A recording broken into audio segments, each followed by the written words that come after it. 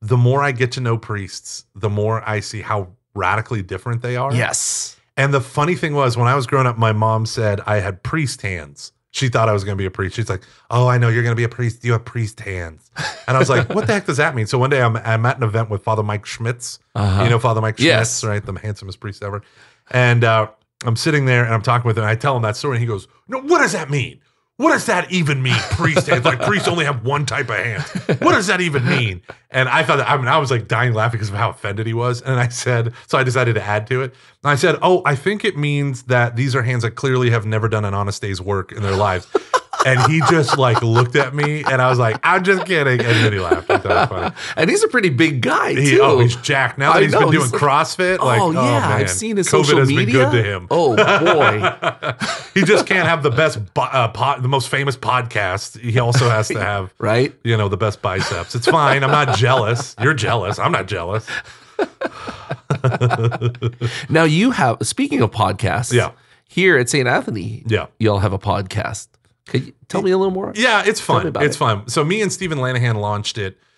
Oh, what was that? 3 years ago. Stephen used to be here, director of communications and development, and it was a great way to communicate like the vibrancy and life of the church. Because a lot of people, like you hear the clergy stuff, you hear the homilies and mass announcements, like the mass stuff. Yeah. But unless you're in faith formation programs that we're leading, you're not really encountering other people on the staff, you're just not encountering it. So the idea was we would go beyond the bulletin, and you would encounter the people behind the bulletin and the events. And then we would do basically every so often we would do a show. We would have a show of just me and him tackling a topic, or we'd bring in, when we hired Josh Blakesley, who's a famous musician and praise and worship leader, we would invite him in to talk about music and worship and all that stuff.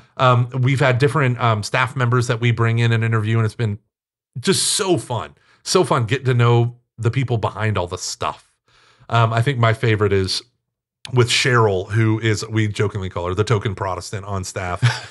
She's our bookkeeper, right? Okay. And she comes in and she just talks about her faith and her life and her church and all this stuff. And she's me and her share glory stories of what Jesus is doing in our ministries and stuff, personally. And so that podcast, a lot of people are like, "I had no idea how awesome that woman was." So, so fun.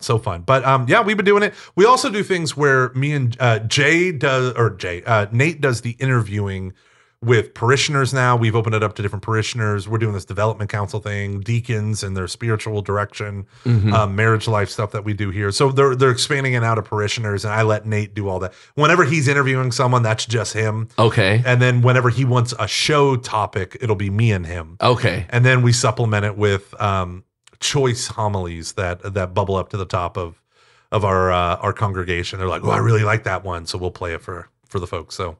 Yeah. So it's different types of content on your podcast, and that's called Beyond the Bulletin. Beyond the Bulletin. Yeah. And then that's available on any podcast all app. The things. Yeah. We officially, it's a listed podcast. It's not just MP3 files, on a webpage somewhere. But you can only go to the website to find the link. No, thank you. And how long has this been going? 4 years now, I think. 4 years. I said question mark. Yeah, I think 4. That's awesome. I love podcasts. I'm a podcaster. That's one of my side hustles. So I have Catching Foxes that I do that I've been doing for 6 years. And then, what's that about? Catching Foxes. What is that about? The way I describe it is, so imagine you're at like a conference, a Catholic conference. Okay. And the speakers are hanging out afterwards and they're drinking some beers, talking. Yeah. That's Catching Foxes. Okay. Right. So it's we say it's the discussion over instruction. Right. So it's not Catholic answers. We're not here to teach something. And it's at the collision of faith and culture. So we do a lot of Marvel Cinematic Universe. We would do a lot of things that were happening, like we did one on quiet quitting and workforce policies. We do stuff on all different things, and we just kind of explore different stuff. That's awesome. Yeah, and he's a nonprofit. My buddy Luke, he's a nonprofit development guy, so he kind of talks about that stuff, and I'm me, and I talk about myself because I'm selfish.